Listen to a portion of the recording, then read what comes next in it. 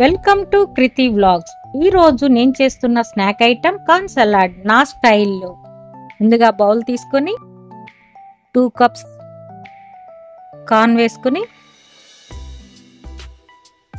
Half cup onion వేయాలి, tomato half cup, కొంచెం కీరా,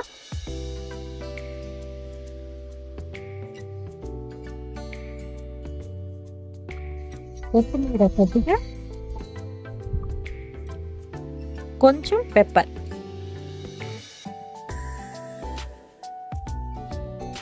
కొంచెం సాల్ట్, రుచికి తగినంత వేసుకోండి. బాగా మిక్స్ చేయండి.